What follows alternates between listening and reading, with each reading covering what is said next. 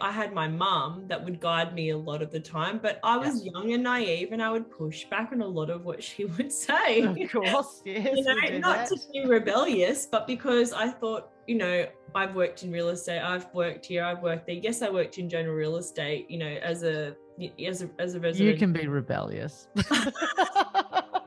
I think there's a little bit of rebellious. I was, yeah. But, working in general real estate and having an understanding of that versus property investment are two very different things. Yeah. So I would say, don't try and do things on your own. You're listening to Property Investor Tales, Stories from the Front Yard.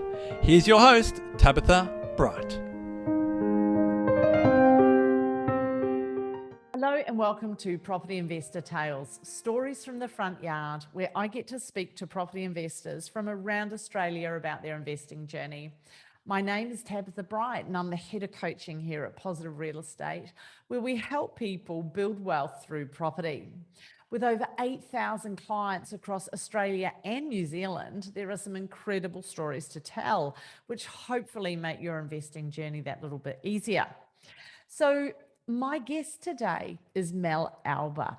She's a property consultant with the coaching team here at Positive Real Estate, and we discuss how she bought her very first property at 19, mixing property and romance, not always a match made in heaven, and some important lessons she's learned via trial and error developing property.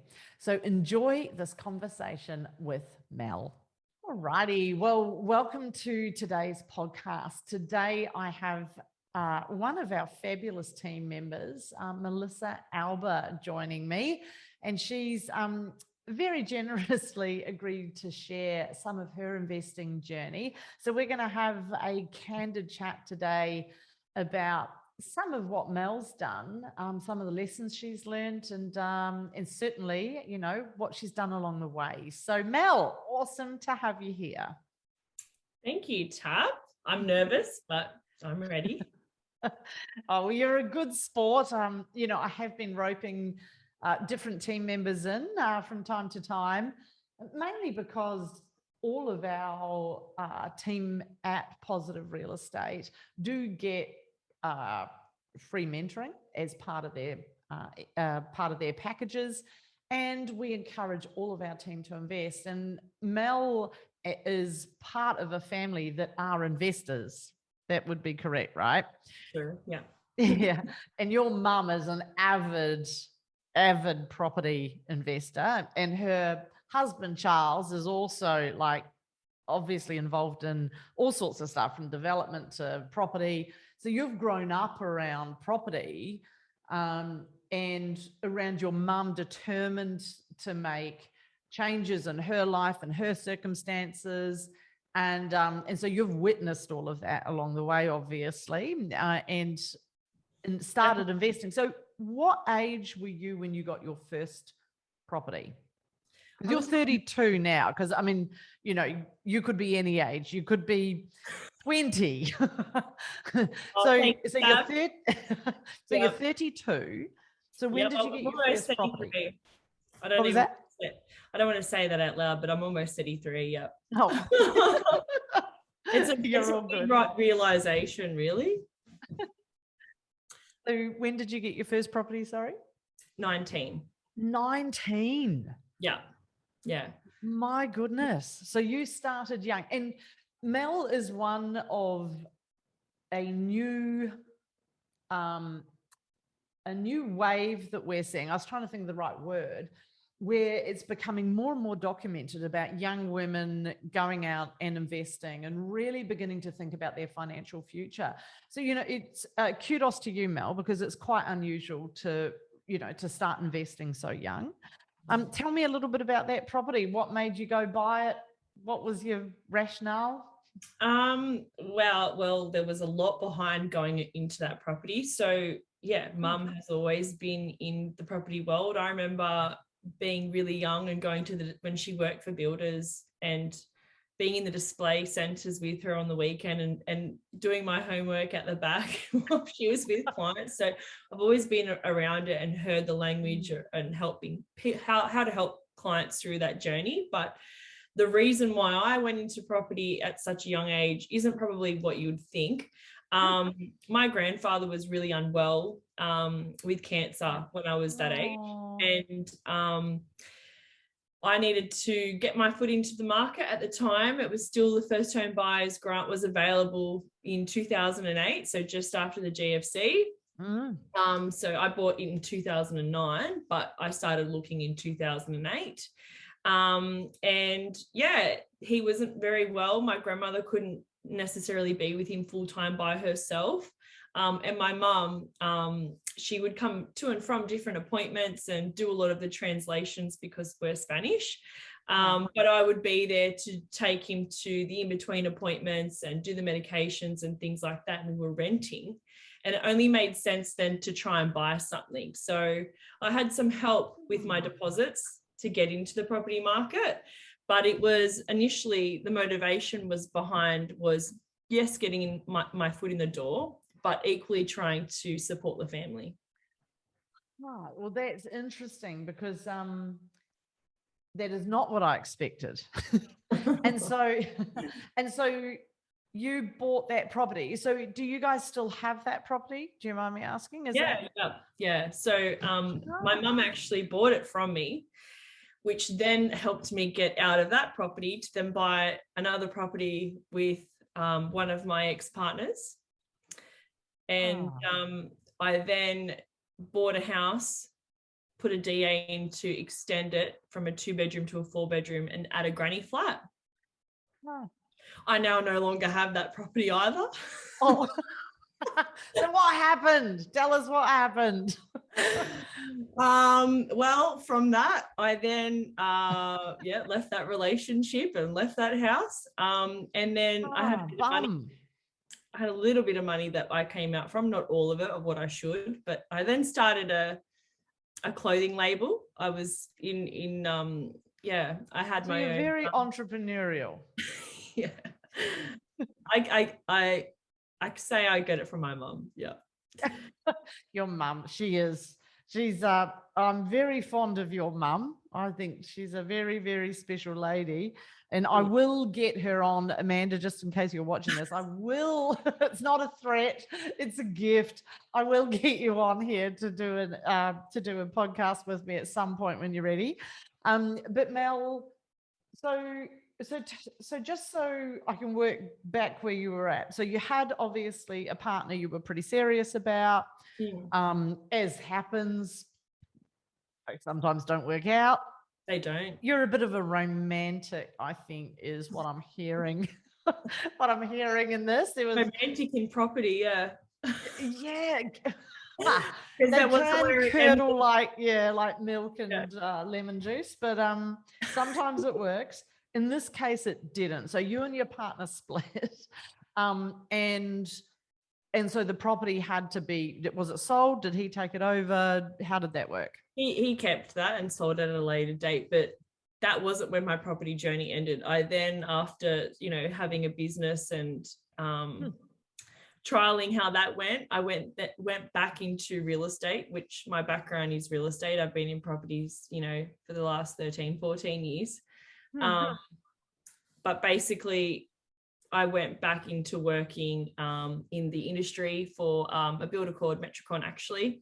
And I started seeing the development and getting my teeth sunk into a little bit more of what was happening in the market again, and put aside my business and met a new partner and started a new property portfolio with him. Okay. And so you bought some more property. You were now in the industry. You were working with Metricon. So you were getting a really good education and understanding of the house and land process, building, development. Was it with Metinvest or Metricon themselves, or a bit of both? It was both, actually. I started off in the display centre helping clients with knockdown rebuilds and custom homes, and sometimes they'd bring their land to me and I'd package it up and do a geosite and do the full tender with them. And then when Metinvest launched in New South Wales, I was part of that head of the team. Yeah. Right. Okay. So then you took a lot of this knowledge, and obviously backed by your mum's experience and knowledge, and and you turned this into more investing for you, and you've now got a new partner, and you guys were serious, Yeah. and you decided to invest together? Yeah, we did not just investments, but we also did developments together. Okay. So talk me through some of that stuff. Like, what sort of developments? Like Challenging. big developments, small developments? Oh, I wouldn't say huge developments, but Yeah. you know, in the grand scheme of things, you're someone that's never experienced a development space where you're buying a block of land and going through the whole subdivision process, So project managing, learning. yeah, and building 2 homes at the same time. I had gone through renovation and an extension, but I'd never gone through the development space, and that's a whole nother world. And we had employed, you know, Build Cert and other private certifiers, you know, and we were liaising with them, but there was still a lot of work to be done and a lot of communication to go back and forth in between, because obviously when you work with companies like that, you're not always their only client. And so when you want things to go smooth and faster, you get involved. So, and this is interesting, because there's many people that like the idea of developing. And when I talk to clients about developing, I always ask them, are you ready to run a business?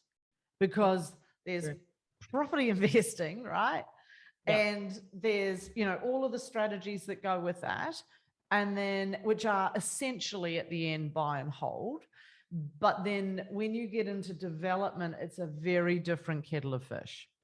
And it really is running a business. You've got to obviously liaise, you've got to communicate, you've got to manage timelines, deadlines, costs, overruns, all of that kind of stuff, feasibility studies. Yep. I needed a lot of buffers. Yep. Buffers, contingencies. And so tell me, what were some of your lessons from some of your developing? Oh, that's a good question. Probably have more of a buffer. Yeah, buffer. Because the time frame for the DA to get approved took a lot longer than what I had thought.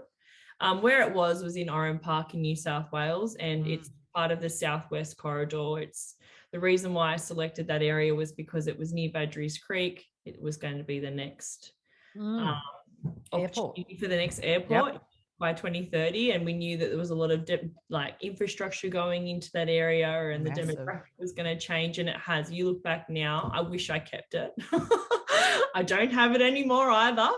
But yeah, the lessons were probably buffers. I would say equally making sure that I'm looking at the timeline and taking that into consideration, that it can blow out. And I did my best to negotiate. I didn't actually go with Metricon. I went with Beechwood at the time, just based on just what the build costs were. But if I had have actually had my time over, I would have gone with Metricon, because by the time, and just to reiterate, I went with Beechwood at the same time as I was kind of getting the job and starting on with Metricon. So it all kind of happened at the same time. But essentially, if I had my time over, I would have gone with them, purely because Beechwood didn't do a fixed price contract. I ended up having blowouts. They didn't do the occupational certificate where, you're actually able to get people to move in straight away. I had to get all of that done after with a private certifier. So, the landscaping and everything like that wasn't included. It just blew out. Yeah, so it wasn't what we call a true turnkey product. No. By any stretch of the imagination. Okay. And these are all the traps that people fall into. And it's not that anyone was doing anything wrong. It was just, you pay for what you get, right? Pretty much. Yeah. Yeah. And look, there's always negotiating. Everything's negotiable in my experience. But sometimes the cheapest doesn't equal the best or the most value in the long run. So that was definitely a lesson. So another lesson I'm hearing, which you haven't said anything about, is holding versus selling. Yes. If I had my chance to hold property, I would have definitely held on. I didn't get the opportunity to, just from different aspects. I wanted to move forward in another area of my life and I wasn't able to, so I would sell. So yeah, I've never had the opportunity really to hold property, but if I could I have my time over again, I definitely would have. Yeah. I ended up buying, I'd say 5.5 properties with my last partner. Yeah. So 2 of them were those. We bought a unit in Brisbane that was an older property. Oh, yes. Which we didn't have the opportunity for depreciation. So if I had my time again, I wouldn't have bought that one either. Right. So there's been some lessons around trial and error. Yeah. Definitely. And most successful investors I know, if they haven't been part of a coaching program or had a mentor in the background, we all, myself included, learn by trial and error. And it's a painful way to learn because it can add a few years onto your journey. You're very fortunate because you started so young. Yeah.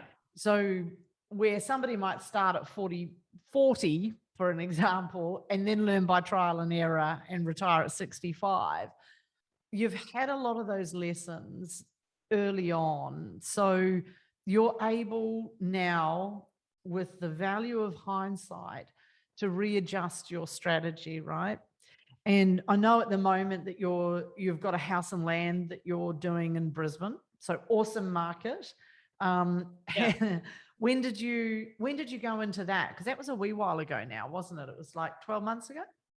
Yeah. So I with my last partner, basically divided I tried to divide all the assets, but I couldn't financially take on everything. So I was able to get valuations and basically get bought out of those properties. And then with the funds that I had available, I was able to go into Polaro in Brisbane. And I went into that. So I started from scratch. My portfolio was all gone. Didn't get to hold anything, had to start from scratch. Right. You live and you learn, as you said. So March last year, I went into Polaro in Brisbane. Yeah. Fantastic. So you've got that under your belt and you should have seen some good growth in that. Have you got any idea how much that's gone up?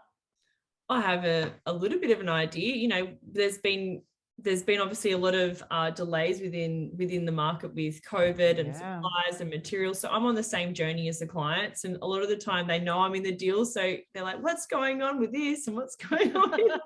Yeah, because they're in the waiting game overruns, right? Yeah. But the good thing is I'm able to have that conversation and say, "Look, we've just recently had packages come through that are, you know, a slightly smaller block of land between 800 and 850. You know, you purchased around the same sort of time I did for 638. Wow. The uplift we've had in 12 months. That's massive, Mel. It is massive, yeah. That is massive. So congratulations, because you've taken, you know, what you were able to retain out of your portfolio. Lessons aside, like, you know, we all have lessons. So I think what's always impressed me with you and your mum, knowing you two for quite a while now, is your resilience. And you are very, very good at going, you know what, that's happened. It's happened. Can't do anything about it. This is what I'm doing now. And you don't let it stop you, which is a unique skill. You know what? I actually didn't realize it was a unique skill until late, but yeah, I'll take that. Thank you. I learned it from my mother. Your beautiful mum. We should get her on, really, shouldn't we? We should just. I won't ambush her. Tempting, but I'm not going to. You can blame me, Tab. That's fine. No, I'll save her for another episode. And one of the things you mentioned that I think a lot of people have happen, and it's either something that you can work with or it's something that you can't work with. One of the things you mentioned, like I was teasing you before about being a bit of a romantic, right? And you mentioned to me that one of the challenges has been that not everyone that you've been around is like-minded. And so when you have a significant other that doesn't see property, doesn't see the goals, doesn't see the journey in the same way that you do, it can cause challenges, and it can get in the way of, being able to hit your goals and move forward. Was there anything that you wanted to talk through in that? Because I know I coach a lot of clients, and many of them express similar challenges. And it's something that people don't talk about sometimes. Yeah, I actually work with a couple of different clients myself now as a PC that are in that space, and I resonate with where they're at, and I level with them about my experience in that space. And I think it's really important for couples before they go into any big investment 100%. To really be on the same page. And my challenges were that my partner, we had the money, we had the finance capacity and with servicing. He would procrastinate, and he would sit on his hands and think, I'm going to wait for the next opportunity. I'm going to wait for the next opportunity. I'm going to wait for the next opportunity. And I'd be like, yes, you can, my grandfather used to say, look, if you miss this bus, there's another one coming. Yes, that's the case. The opportunity to get into the door now, why would you wait? Because the time that you're out of the market is the time that you're out of the market. It costs you. It does. Exactly. And so there would be friction around that, because he would feel that I was trying to force him to do something against his will, and that wasn't my intention. So I don't know whether or not it was maybe my languaging, or whether or not it was just legitimately that he had a lot of fear about the unknown. And probably all of the above. All the above, probably. And procrastination often is just another word for fear. And sometimes we don't like calling it fear, so we'll call it analysis paralysis, or something similar. He definitely had that, because I would give him all the information, and he would look at all the spreadsheets. He'd look at this, look at that, look at the return, look at this, and he'd go, no, I don't know. Oh, I don't know. And he'd, start deep diving. Yeah, pretty much. And when we coach people, what's really interesting is one of the things I teach the coaches is, when you're going through goals with clients, always, where possible, get them to do their goals separately, individually. And it's okay to have different goals. You don't have to have everything the same or be on the same page with everything. But when we do the goals and we're talking to clients, what we're looking for is there any potential conflict? Like one partner wants to buy the family home. It's really important to them. One partner wants to invest instead. So sometimes we'll see these clashing goals that as coaches we have to navigate, because like you so rightly said, if you're not on the same page going into something financially, it's this whole push me, pull you, and you end up just going round in circles, right? Or doing the crazy eights, because one of you is not having their needs met and one of you is trying to move forward, and it's this kind of constant friction. I think too, Tab, people that are in relationships, depending on obviously how long they've been with each other, they almost lose their individuality sometimes. And so when they're coming to a group like ourselves, or anything in life that they might be approaching together, they kind of look to the other person to sometime make the answer the question for the other person. Deep down, they actually don't agree with it and want to use their voice, say no, but they don't, and frustrations come out later. So I think it's really important that when a couple comes into any form of property, that they really are doing something that equally makes them happy. Do you know what I mean? It really needs to resonate with them, and equally their goals. Yeah, absolutely. Often I find a really useful tool is I get people to just tell me a number out of 1 and 10. I just say, so you've both said, sometimes it comes in the form of a question.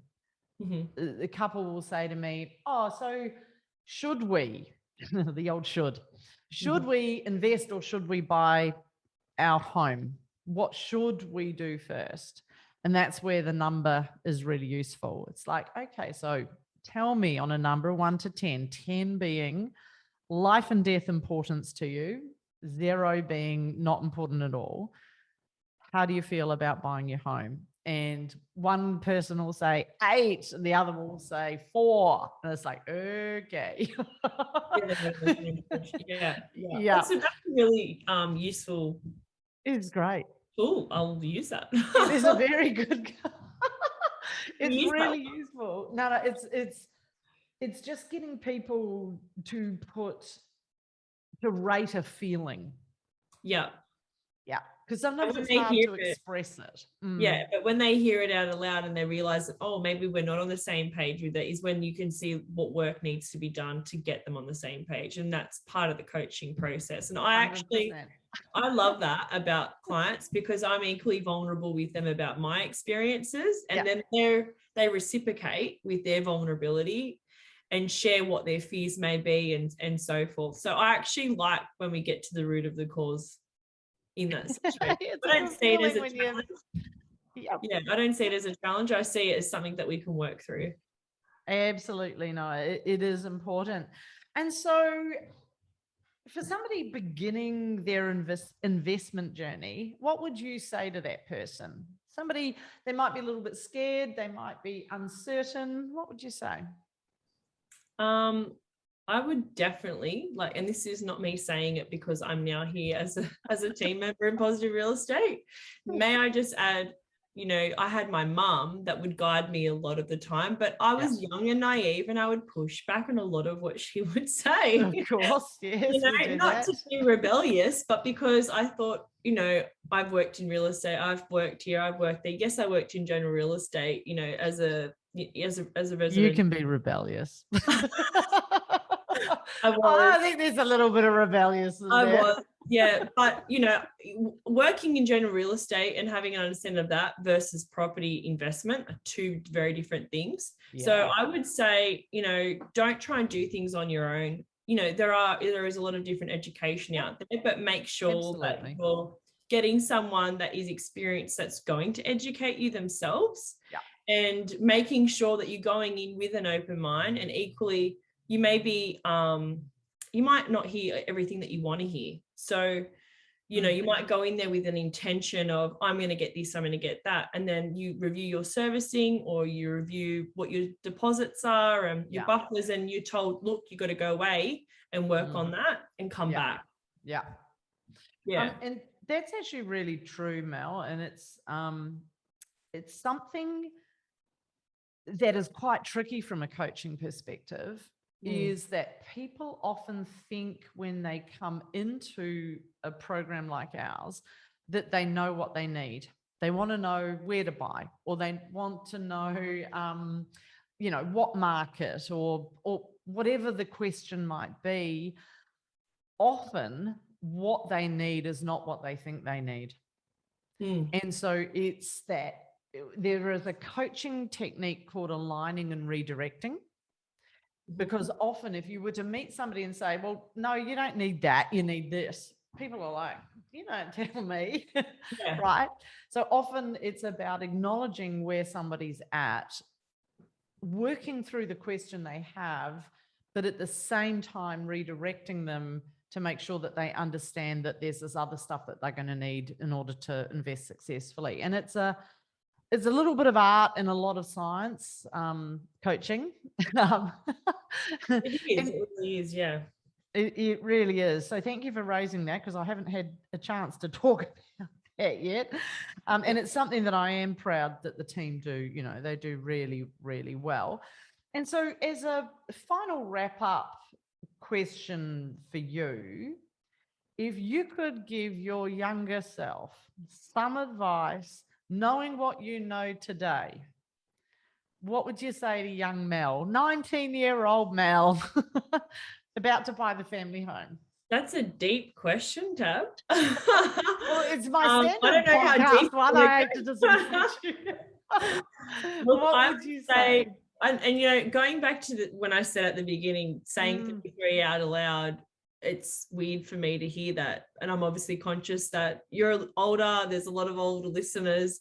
I'm not worried about, getting older. I'm, embracing it, but I just feel like I've honestly had this thing in my mind that time is against me with different things in my life, because I'm not married, I don't have children, and that journey hasn't necessarily started for me. So sometimes I have rhetoric in my mind around timing, but what I'm going to tell my younger self is don't be worried about the time. Just, continue to be bullish with your needs and wants and do things that actually make you happy. Try to do less of what makes other people happy and really follow what makes you happy. That at the end of the day, I did do a lot of things, and I don't regret buying that property at 19 to help my grandfather. Like, that was a very special time for me.